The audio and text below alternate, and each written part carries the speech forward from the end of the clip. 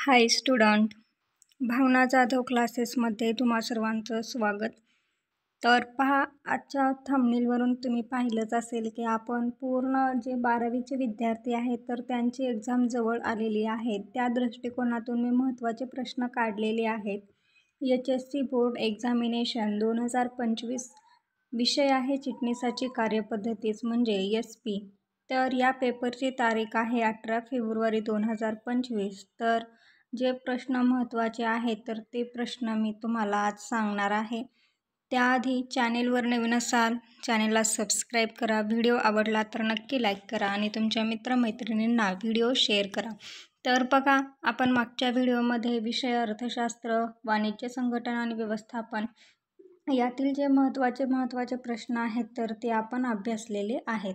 तर आजच्या व्हिडिओमध्ये आपण चिटणीसाची कार्यपद्धती, तर यामधील प्रश्न दुसरा संकल्पना स्पष्ट करा, तर यामधील महत्त्वाचे प्रश्न अभ्यासणार आहोत. तर बघा, संकल्पना स्पष्ट करा हा प्रश्न तुम्हाला एक्झाममध्ये 8 गुणांसाठी विचारला जातो. त्यामध्ये तुम्हाला 6 क्वेश्चन दिले जातात आणि 4 प्रश्न हे तुम्हाला सोडवायचे आहेत. तर हे तुम्हाला लक्षात ठेवायचं आहे. तर मी इथे काही महत्त्वाचे संकल्पना स्पष्ट करा ह्या काढून घेतलेले आहेत, तर ते तुम्हाला पूर्ण लक्ष द्यायचं आहे.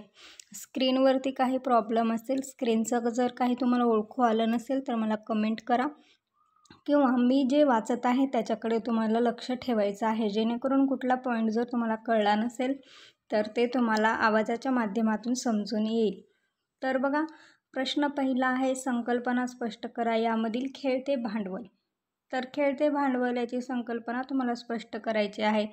तर पहा, तुम्हाला 6 प्रश्न दिले जातील, त्यामधील 4 प्रश्न सोडवायचे आहेत. एका प्रश्नासाठी 2 गुण असणार आहे. ठीक आहे. तर संकल्पना स्पष्ट करा हा प्रश्न कसा सोडवायचा आहे, तर 2 पॅरेग्राफमध्ये तुम्हाला हा संकल्पना स्पष्ट करा. इथे 4 लाईन लिहायच्यात संकल्पनाच्या, त्याच्यानंतर इथे 4 लाईन लिहायच्या आहेत. ठीक आहे. तर अशा पद्धतीने याला 1 नंबर टाकून द्या, याला 2 नंबर टाकून द्या, इथे अर्थ लिहा, त्याच्याबद्दल माहिती लिहा.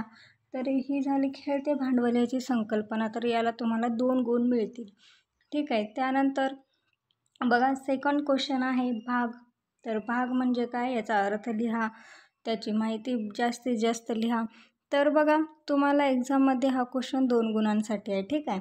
तर तुम्हाला 1 पेज तरी याचं उत्तर लिहिणं आवश्यक आहे.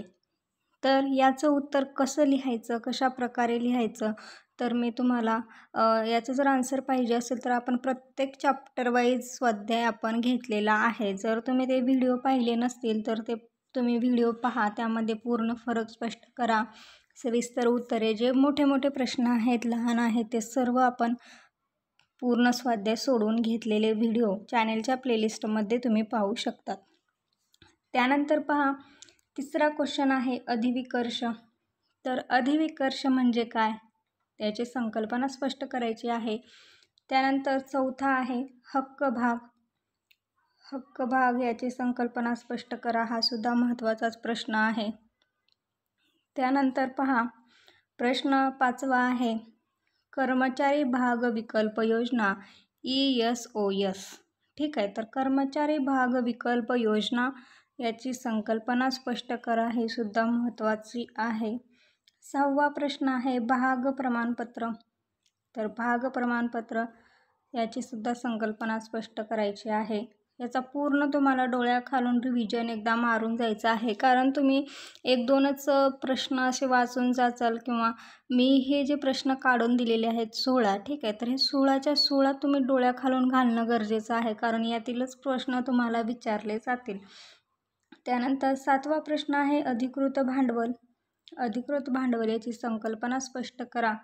त्यानंतर आहे 8वा कर्जरोखे विश्वस्त करार. तर कर्जरोखे विश्वस्त करार याची संकल्पना स्पष्ट करायला सांगितलेली आहे. त्यानंतर 9वा प्रश्न आहे पात्र सार्वजनिक कंपनी. तर पात्र सार्वजनिक कंपनी याची संकल्पना स्पष्ट करा. त्याचबरोबर 10वा आहे लाभांश अधिपत्र. लाभांश अधिपत्र म्हणजे काय याची तुम्हाला संकल्पना ही स्पष्ट करायची आहे. त्यानंतर पहा, 11वा आहे कर्जरोखे. कर्जरोखे. त्यानंतर 12वा आहे लाभांश. 12वा लाभांश आहे याची संकल्पना स्पष्ट करा, याचा सुद्धा तुम्हाला अभ्यास करायचा आहे. त्याचबरोबर 13वा व्याज. ह्या छोट्या छोट्या संकल्पना आहेत, तुम्ही एकदा वाचलात की तुम्हाला अगदी लक्षात राहील. याची आन्सर आपण पाहिलेली आहेत, चॅनलच्या प्लेलिस्टमध्ये व्हिडिओ आहेत, ते तुम्ही पाहू शकतात. यातील कुठला क्वेश्चन समजला नसेल, जर त्याचा आन्सर तुमच्याकडे नसेल किंवा माझा व्हिडिओसुद्धा तुम्हाला यावरील पाहिला नसेल, सापडला नसेल, तरीसुद्धा मला कमेंट करा. त्यानंतर 14वा आहे वित्तीय बाजार. तर वित्तीय बाजार याची संकल्पना तुम्हाला स्पष्ट करायची आहे. 15वा आहे प्राथमिक बाजार. प्राथमिक बाजाराची सुद्धा संकल्पना स्पष्ट करा, अभ्यास करून जावा. त्याचबरोबर 16वा आहे भागपेढी. तर भागपेढी याची संकल्पना स्पष्ट करा. ठीक आहे, तर अशा पद्धतीने तुम्हाला हे 16 प्रश्न एकूण संकल्पना स्पष्ट करा यामध्ये खूप महत्त्वाचे आहेत. ठीक आहे, तर बघा आपण इथे कर्जरोखे, लाभांश, व्याज, वित्तीय बाजार, प्राथमिक बाजार आणि भागपेढी, त्याचबरोबर इकडे 10 पाहिले आहेत. कोणकोणते? तर भाग, खेळते भांडवल, भाग, अधिविकर्ष, हक्क भाग, कर्मचारी भाग विकल्प योजना, भाग प्रमाणपत्र, अधिकृत भांडवल, त्याचबरोबर कर्जरोखे, विश्वस्त करार, पात्र सार्वजनिक कंपनी आणि लाभांश अधिपत्र. तर हे आपण पूर्ण संकल्पना स्पष्ट करा यामधील जे महत्त्वाचे प्रश्न आहेत. चिटणीसाची कार्यपद्धती, तर यामधील पूर्ण आपण प्रश्न हे पाहिले आहेत. यात काही अडचण असेल तर तुम्ही कमेंट करू शकता. तुम्हाला संकल्पना स्पष्ट करा ही व्यवस्थित सोडवायची आहे, व्यवस्थित पॅरेग्राफ पाडून तुम्हाला लिहायचं आहे. तर बघा अशा पद्धतीने तुम्हाला उत्तरपत्रिकेमध्ये कॉलम दिलेले असतील. तर यामध्ये तुम्हाला काय करायचं आहे, इथे तुमचा क्वेश्चन नंबर दुसरा इथे टाकायचा आहे, इथे प्रश्न पहिला टाका, इथे अशा प्रकारे इथे डॅश क्वेश्चन मार्क द्या, त्याचबरोबर आन्सरचं एक चिन्ह द्या आणि इथून सुरुवात करा संकल्पना लिहायला. त्यानंतर इथे पेसेज पाडा. 5 लाईन झाले की तुम्ही पेसेज पाडू शकतात. म्हणजेच कसं पहा, पॅरेग्राफ पाडायचा आहे. म्हणजेच काय, तर पहा इथे मी थोडंसं क्लीन करते. तर पहा पेसेज कसं पाडायचा, तर 1 2 3 ही 4. 5वी लाईन तुमची इथं 2 जरी शब्द आले तरी काही होत नाही, तुम्ही इथून पॅरेग्राफ पाडू शकतात.